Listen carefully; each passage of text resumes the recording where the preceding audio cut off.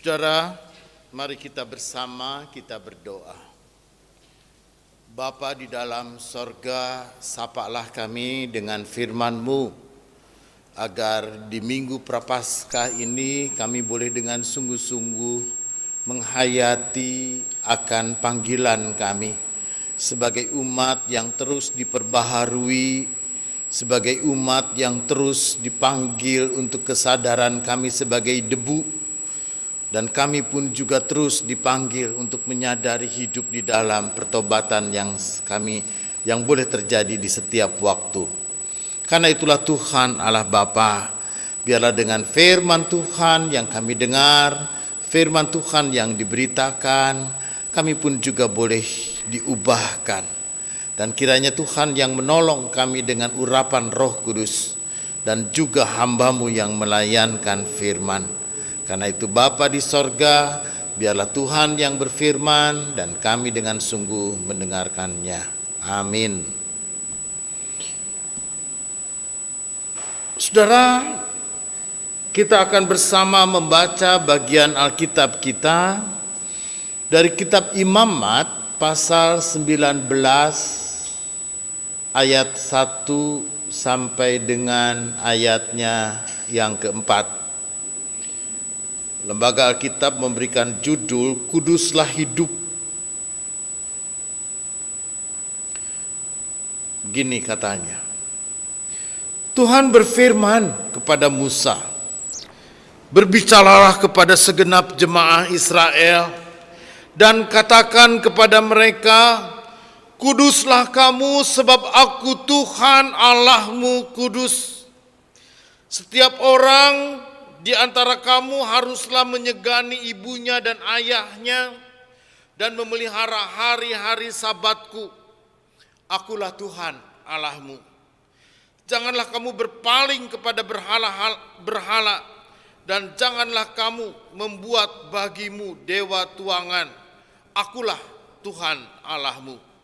Saudara, demikian pembacaan Alkitab. Berbahagia mereka yang mendengarkan firman dan memelihara di dalam kehidupannya. Hosiana.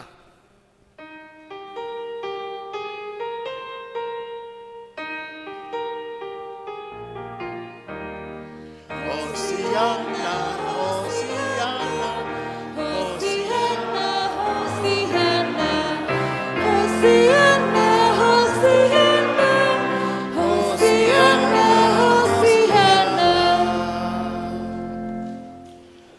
Bapak, Ibu, dan saudara-saudara yang kekasih di dalam Tuhan, tentu kita mengenal istilah VIP, Very Important Person, atau VVIP, ya, Very Important Person.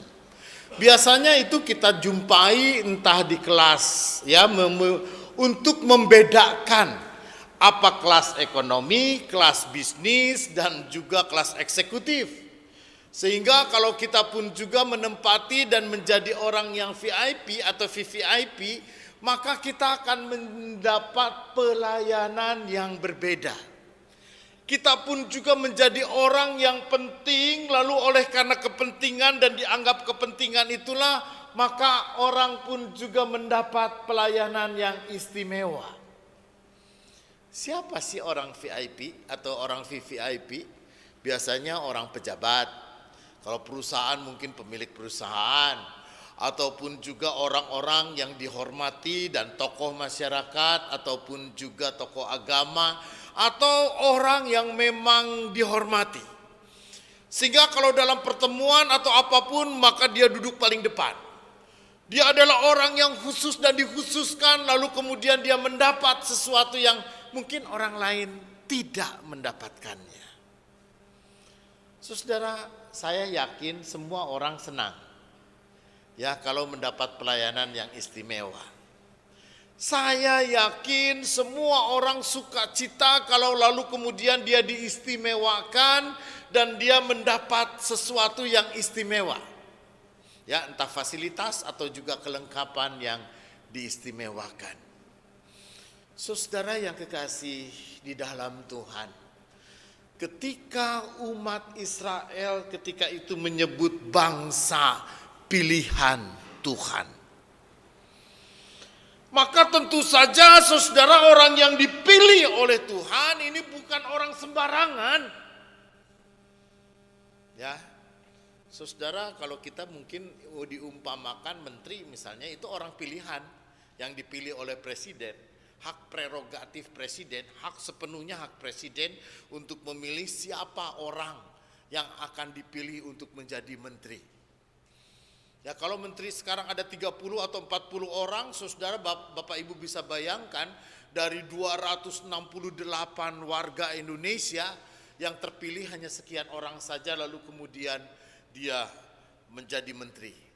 Tentu saudara, pilihan ini enggak gampang. Pilihan ini ada sesuatu yang istimewa, ada sesuatu yang spesial, ada sesuatu yang khusus, sehingga orang itu lalu kemudian dipilih.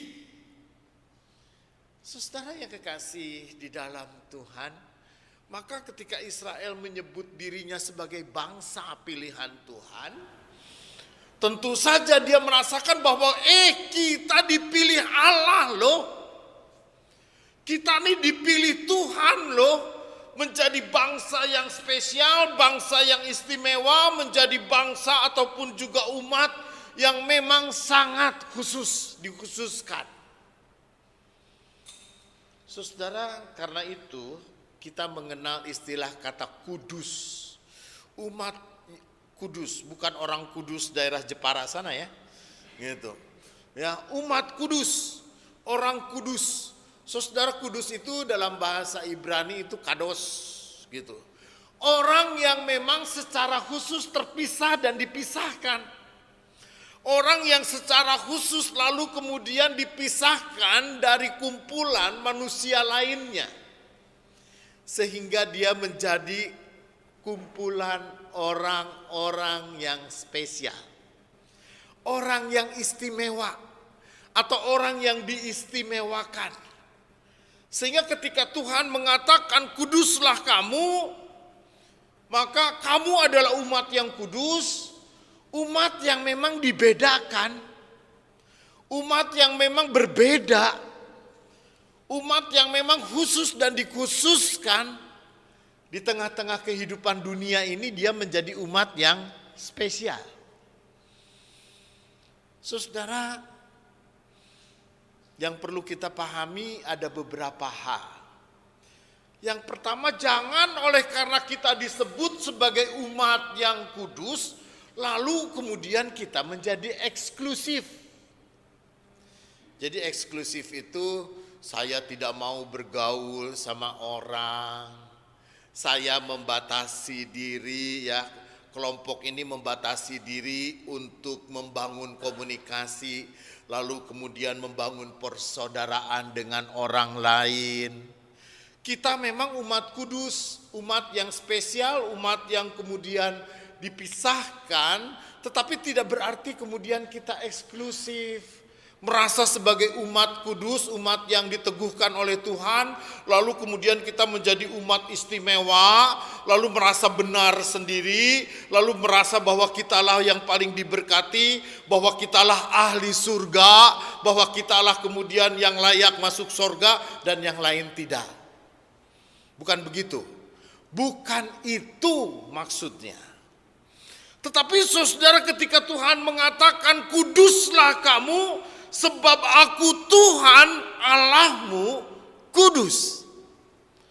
Artinya saudara, kekudusan umat kita sebagai umat Tuhan, kekudusan kita sebagai orang yang mengikut Tuhan dan hidup di dalam Tuhan, maka saudara, yang membedakan kita adalah cara hidup kita. Nilai ya, value, nilai ya, nilai yang mendasari kehidupan kita. Sehingga nilai-nilai itulah yang membuat sikap hidup dan cara hidup orang yang kudus itu lalu berbeda dengan orang lain. Karena itu saudara yang kekasih, ada 3 hal Ya, dalam bagian Alkitab yang kita baca ini ada 3 hal utama yang harus kemudian kita memiliki sikap hidup yang berbeda dengan orang lain. Yang pertama, saudara, dalam ayatnya yang ketiga, setiap orang di antara kamu haruslah menyegani ibunya dan ayahnya. Saudara, dalam 10 hukum Tuhan, hukum yang kelima adalah hormatilah ayahmu dan ibumu. Tetapi dalam bagian Alkitab ini, saudara, ayat ini mengatakan haruslah menyegani ibunya dan ayahnya. Saudara yang kekasih di dalam Tuhan, ini memang kalau kita tarik ke persoalan gender nanti jadi masalah. Tetapi saudara, persoalannya sekarang saya ngambil garis merah aja. Saudara, bahwa hormatilah ayahmu dan ibumu, hormatilah orang tuamu. Saudara yang kekasih di dalam Tuhan, dalam bagian lain kitab Keluaran pasal 20, gitu kan, dalam hukum Israel, orang yang memukul ayahnya atau ibunya itu dihukum mati. Bapak Ibu bisa bayangkan ya, anak-anak Israel, orang yang memukul ibunya atau memukul ayahnya maka dia harus dihukum mati. Atau anak yang mengutuki ayahnya dan mengutuki ibunya, dia harus dihukum mati. Karena itu saudara, menjadi sangat serius sekali bagaimana orang menghormati orang tua anak muda. Ya, atau siapapun juga di antara kita yang masih punya orang tua. Bagaimana kita pun juga bukan menyegani, itu berarti menghormati, menghargai, dan dengan sungguh-sungguh kita menerima orang tua sebagaimana adanya. Saudara yang kekasih di dalam Tuhan, mengapa ini harus menjadi bagian atau citra atau identitas atau gambaran kehidupan umat Israel yang begitu disebut sebagai umat pilihan Tuhan dan umat yang dikuduskan oleh Tuhan. Saudara, karena di kalangan orang-orang Kanaan dan di kalangan orang-orang Israel di sekitar orang Midian, orang Gad dan orang apapun juga bangsa-bangsa di sana, saudara, orang tua seringkali kemudian sama sekali tidak dihargai. Lalu kemudian orang tua itu pun juga seringkali diabaikan. Dan bahkan saudara, kalau orang tua itu sudah merepotkan, orang tua itu pun juga sudah kemudian sangat merepotkan, lalu kemudian anak-anaknya mengantar ke tengah hutan lalu membiarkan orang tua itu sendiri di tengah hutan sampai mati. Nggak ada hutannya, di tengah gurun lah gitu, atau di tengah mana kayak gitu, orang itu dibuang. Saudara yang kekasih di dalam Tuhan, apakah harus seperti itu? Padahal di dalam kitab Amsal dikatakan, hei anak-anak muda, dengarlah didikan ayahmu, ya, dan dengarlah pengajaran ibumu. Bagaimana orang tua itu memberikan peran penting di dalam mengajar, di dalam mendidik, di dalam mengasihi dan juga membimbing dan membuat kita semua orang dewasa kita menjadi seperti ini oleh karena orang tua. Karena itu saudara yang kekasih di dalam Tuhan, apa yang menjadi ciri umat kudus? Kuduslah kamu, sebab Tuhan Allahmu kudus. Maka sebagai umat yang kudus, kamu harus menghormati ayah dan ibumu.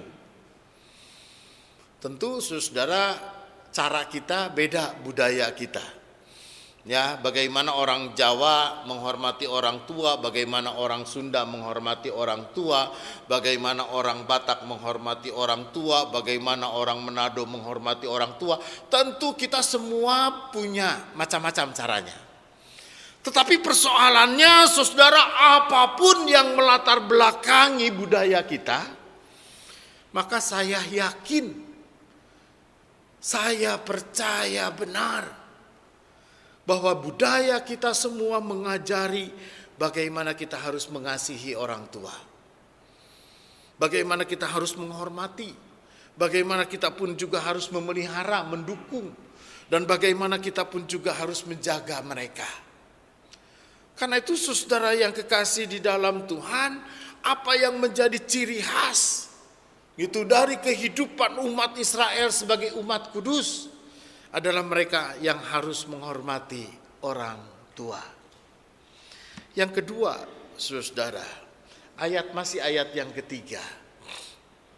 Kuduslah kamu sebab aku Tuhan Allahmu kudus. Maka apa yang harus dilakukan sebagai ciri, sebagai identitas umat yang kudus? Maka memelihara hari-hari Sabatku. Memelihara hari Sabat. Saudara yang kekasih di dalam Tuhan, hari Sabat itu adalah hari yang ketujuh. Ya kan, biasanya saudara-saudara kita orang Kristen tertentu yang memelihara hari Sabat, mereka beribadah pada hari Sabtu.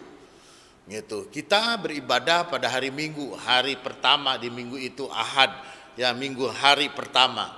Saudara, itu memang ada perubahan, nanti kita bicara sejarah pada waktu yang lain.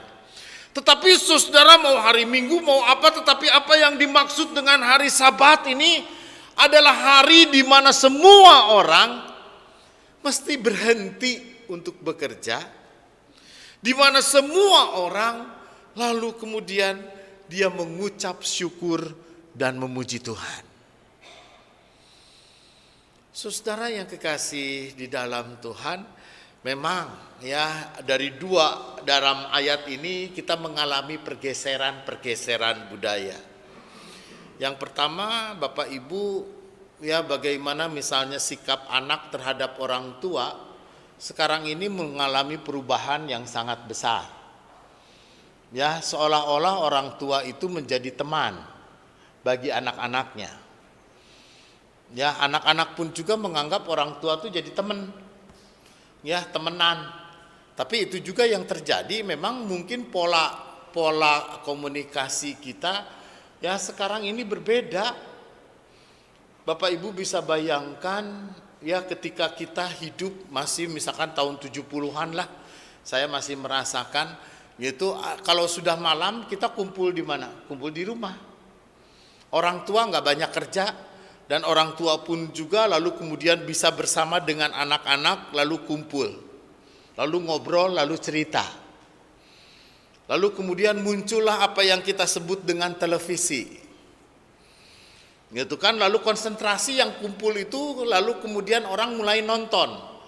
Mulai dari televisi yang hitam putih meskipun TVRI dari jam 6 sampai jam 9 saja dulu. Tapi itu pun juga sudah kemudian membuat kita pun juga menjadi renggang. Karena yang nonton TV bukan cuma kita, tetangga ikutan. Ya kan? Ketika kita punya televisi, tetangga ikutan nonton. Apalagi kalau ada tinju Muhammad Ali. Eta tetangga RT KB semua bisa kumpul di rumah ikut nonton. Saudara, lalu kemudian berkembang lagi. Ya, teknologi berkembang, teknologi video, teknologi film, teknologi apapun juga yang membuat televisi pun juga semakin banyak ya, mulai tahun 90-an muncul televisi swasta. Lalu sekarang anak-anak pun juga bisa nonton di rumah dengan televisinya sendiri-sendiri. Mungkin televisi kita di rumah ada lalu kemudian nonton sendiri-sendiri. Si mama sukanya berita, aku mau nonton sinetron, ya sudah. Saudara, lalu kemudian berkembang lagi, terus berkembang lagi sampai semua anak sekarang memiliki handphone. Mungkin di satu pihak handphone adalah anugerah Tuhan ya, yang bisa menghubungkan kita dengan siapapun, anugerah Tuhan yang membuat kita bisa berkomunikasi dengan banyak orang di dunia manapun. Tetapi di pihak lain mungkin handphone ini juga adalah bencana. Bencana yang membuat kita semakin renggang, membuat kita semakin jauh. Kita bisa duduk bersama-sama di meja makan, bapak, ibu sama anak-anak, tapi otaknya di mana-mana. Badannya kumpul di meja makan, tapi yang satu lagi ber-WA dengan temannya di sebelah sana, yang satu lagi ber-WA dengan temannya di sebelah sana, yang satu mungkin lagi nonton ulasan sepak bola dari YouTube. Saudara, susah untuk menyatukan sekarang. Mau kita bicara tentang menjadi satu berpikir. Karena itu kalau di rumah saya di meja tidak boleh ada handphone. Yuk kita ngobrol. Yuk kita cerita. Yuk kita dongeng. Di mobil kita semua taruh handphone di tempatnya, lalu kemudian kita ngobrol, kita cerita. Saudara yang kekasih di dalam Tuhan, maka hubungan orang tua pun juga dengan anak pun juga beda. Ini pergeseran lagi. Bapak Ibu dulu mungkin kita masih ngalamin ya. Kalau ketemu sama orang tua, mana berani kita. Iya kan? Bapak ada mau bapak ini, Pak, gitu kan. Ada sesuatu, sekarang mah anak cuek aja, lewat aja. Gitu. Bapak Ibu bisa bayangkan, kita mungkin generasi kita kalau kita mau ketemu sama guru, Bapak guru ya, di gang atau di selasar sekolah, guru udah lewat, kita meminggir. Pagi Pak. Anak sekarang, Beh, gimana Beh? Wah, PR gue belum selesai nih Beh. Ya sama guru, sama pendeta juga gitu. Dulu kalau saya ingat waktu saya masih kecil, remaja, kalau ada Pak pendeta bukan saya mau dihormati, enggak. Artinya tapi zaman dulu saya merasakan pendeta lewat, Pak, selamat pagi, ya gimana ngobrol. Gitu. Sekarang mau orang cuek aja, gimana? Wah, Beh, rapatnya kita undur aja deh, Beh. Nah, ya udah terserah lo. Maunya gimana? Saudara, memang pola saya tidak mengatakan bahwa apa yang kita rasakan yang terdekat Yesus saja pakai bahasa Aram loh. Bahasa Aram itu adalah bahasa profan, bahasa yang sehari-hari yang mereka lakukan, bukan bahasa Ibrani yang wow gitu ya, yang kemudian sangat sangat feodal gitu. Tetapi dia menggunakan bahasa hari-hari yang kemudian memang dipahami, dimengerti di dalam kehidupan dunianya. Ya, saudara yang kekasih di dalam Tuhan, maka pergeseran-pergeseran itu kemudian sekarang ini menjadi seolah-olah tren modern. Bapak Ibu dan saudara-saudara yang kekasih di dalam Tuhan, masih lumayan orang Indonesia ini ya masih baik sekali, bahwa misalnya orang kalau lulus SMA itu umur 18 tahun, dia maunya kuliahnya di luar kota. Pokoknya nggak mau sama bapaknya lagi, nggak mau sama ibunya. Saya ngerasain, gue punya 2 anak laki-laki, Pak, pokoknya aku nggak mau kuliah di Jakarta, pokoknya aku maunya di Jogja kek, sono kek, gitu. Saya bilang di sini juga ada, nggak mau, aku nggak mau, nanti aku nggak mandiri, cie gayanya, gitu. Mau zaman lepas. Tapi saudara, ini sudah bukan menjadi kulturnya orang Indonesia. Tapi kebanyakan kultur orang Amerika misalnya, orang Eropa misalnya, orang Jepang dan Korea pun juga sudah mulai. Begitu mereka lulus SMA lalu kemudian mereka mau keluar rumah. Mereka mau keluar rumah, pokoknya saya tidak ada lagi dalam kontrol orang tua. Saya tidak lagi mau ada di dalam perhatian ataupun juga ya kontrol orang tua ya, kendali orang tua. Pokoknya saya mau keluar. Saudara, lalu kemudian orang tuanya bertanya, terus kamu mau hidupnya seperti apa? Anak sekarang ini ya kebanyakan trennya kayak begini. Kalau mama dan papa mau membiayai hidupku, oke. Tapi kalaupun juga tidak, berikan aku kesempatan untuk menghidupi diriku sendiri. Rupanya anak-anak sekarang ini memiliki pride, dia memiliki kebanggaan, dia memiliki animo, kemauan yang sangat kuat untuk menjadi manusia-manusia mandiri yang hidupnya tidak bergantung kepada orang tua sejak muda. Lalu kalau anak itu dikatakan, nanti bagaimana? Kamu susah, kamu akan mengalami kesulitan. Lalu anak-anak itu mengatakan, Papa, Sebelum papa menjadi pengusaha besar seperti sekarang, papa juga dulu pernah jadi penjual asongan kan? Sebelum papa menjadi kaya seperti sekarang ini, papa juga dulu miskin kan? Oh ya? Lalu anak-anak itu mengatakan, berikan aku kesempatan untuk menjejak hidup sebagaimana papa adanya. Waduh, hebat pisan ya anak-anak sekarang. Artinya saudara yang kekasih di dalam Tuhan, di satu pihak kita akan mengatakan good, bagus. Untuk menjadi anak yang mandiri, menjadi anak yang memiliki fighting spirit, memiliki struggle of life. Oh bagus. Anak itu mau berjuang sendiri dan tidak mau bergantung dan menggunakan fasilitas siapapun. Termasuk fasilitas orang tuanya, dia tidak mau. Dia mau hidup mandiri dan mulai mendirikan ke segala-galanya atas dirinya sendiri. Efeknya apa saudara-saudara? Mungkin kita akan mengatakan kamu anak yang baik, hebat kamu mandiri, aku orang tua bangga kamu. Tapi efeknya saudara-saudara, ada banyak anak yang kemudian tidak respect kepada orang tua. Efeknya apa? Ada banyak anak-anak lalu tidak bisa menghargai lagi orang tua. Lebih-lebih kalau anaknya ternyata lebih sukses dari orang tuanya. Ternyata anaknya bisa lebih kaya dari orang tuanya. Ternyata anaknya lalu kemudian bisa lebih berhasil dari sisi jabatan dan apapun. Lalu dari anak-anaknya jauh lebih hebat dari bapaknya atau dari ibunya.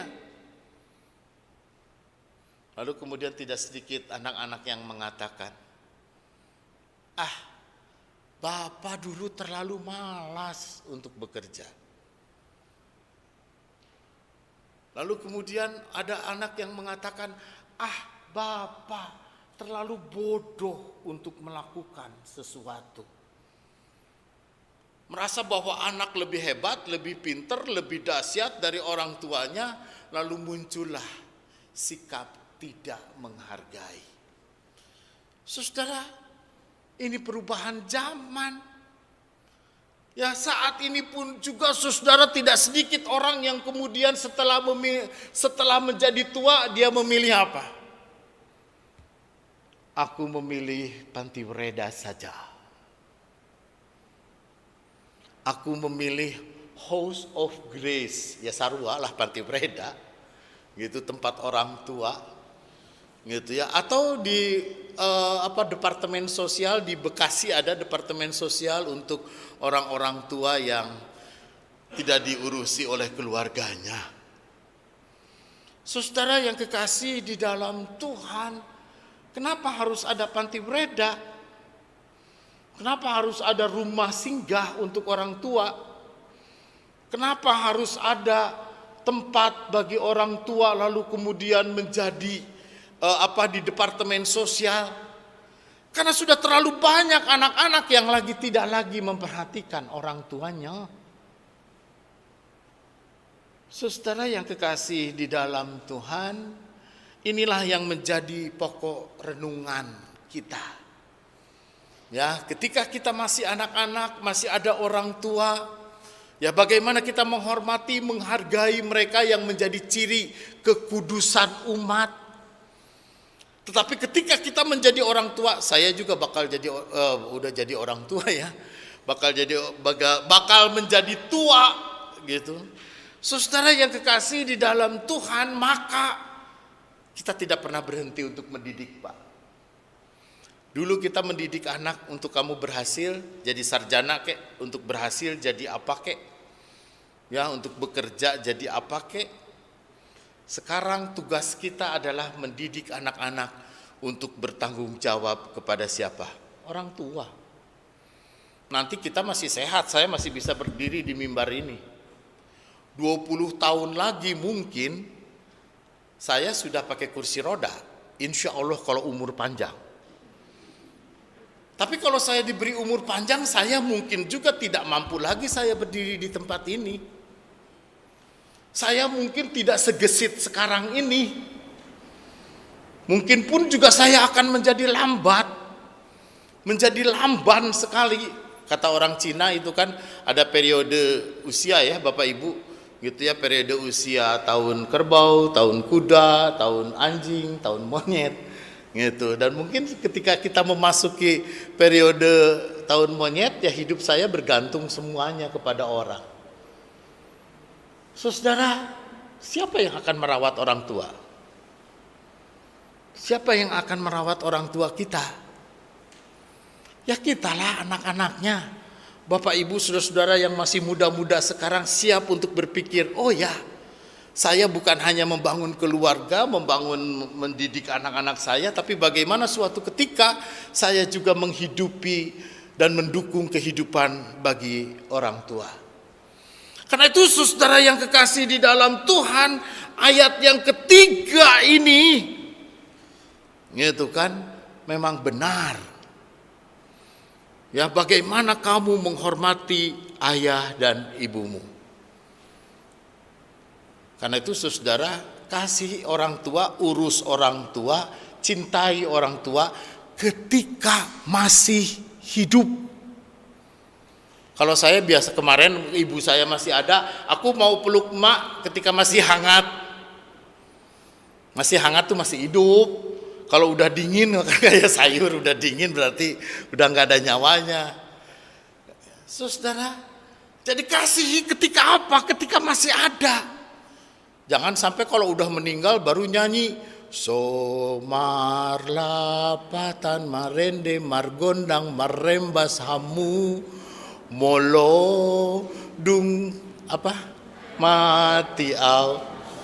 Jadi artinya orang Batak itu kalau menyanyikan nyanyian rohani itu dari Kidung Jemaat, dari buku ND-nya gitu, jangan kamu hanya menyanyi, kamu marende menyanyi, menari gitu ya, lalu kemudian pakai pukulan gondang segala rupa.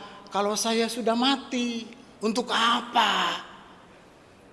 Ya toh, untuk apa orang pesta dan dipestakan orang mati? Orang Batak itu kalau umurnya panjang lalu meninggal, saur matua nauli bulung, wow pakai potong kerbau segala rupa Pak, itu orang pasti pakai pesta. Tapi apa artinya mau dipestakan juga kalau gua udah mati? Kalau mau masuk lagi hidup nih, kasihi, cintai orang tua. Kalau mau masih hidup nih, perhatikan mereka. Apa yang mereka, biasanya orang tua mah nggak banyak minta ya, itu nggak macem-macem. Itu saya juga punya orang tua sampai umur 94. Kalau udah umur 90-an, 80-an mah nggak macem-macem. Mintanya nggak macem-macem. Cuma kita telepon aja seminggu 2 kali. Gitu ya. Karena itu saudara yang kekasih di dalam Tuhan, maka apa yang menjadi ciri khas kehidupannya orang Kristen? Kekudusannya orang Kristen itu tadi, kasihilah orang tuamu, hormati. Lalu kemudian saudara yang kedua adalah bagaimana kita memelihara hari Sabat. Menjadi bagian dari apa? Sukacita dan syukur kita untuk memuliakan nama Tuhan. Saudara yang kekasih di dalam Tuhan, memang ada banyak orang Eropa dan orang Amerika gitu, ya, atau di benua sanalah gitu, yang berpikir rasional gitu ya, tapi mereka lalu merasa anak mudanya nggak penting saya pergi ke gereja, nggak penting saya pun juga untuk kemudian berkumpul, tapi mereka membutuhkan komunitas gitu kan. Jadi apa artinya? Mereka nggak mau cerita tentang Tuhan gitu, nggak mau cerita tentang gereja, tapi mereka membutuhkan spiritualitas. Kenapa saudara? Karena kekuatan batin yang sebenarnya kan bukan di logika, ada di batin. Kekuatan hidup yang sesungguhnya bukan ada di otak dan pikiran Anda, tapi ada di hati Anda. Karena itu saudara yang kekasih di dalam Tuhan, maka ketika orang berbicara tentang hari Sabat, ya, bukan hanya sekedar ini kita bicara tentang ibadah, tetapi yang perlu adalah komunitas dan mengisi spiritualitas. Ya, kalau Bapak Ibu untuk rekreasi kejiwaan, pergilah ke tempat-tempat rekreasi. Kalau kita mau rekreasi secara fisik, pergilah kita ke tempat-tempat kuliner. Tapi kalau kita mau mengalami kesehatan batin, maka kita harus memiliki komitmen untuk membangun kepercayaan kepada Tuhan. Karena itu saudara yang kekasih di dalam Tuhan, hidup yang lengkap, kehidupan kita yang sungguh-sungguh, yang lengkap dan seimbang adalah ketika tubuh kita pun juga sehat, pikiran kita pun juga sehat, dan batin kita pun juga sehat. Mind, body, and soul.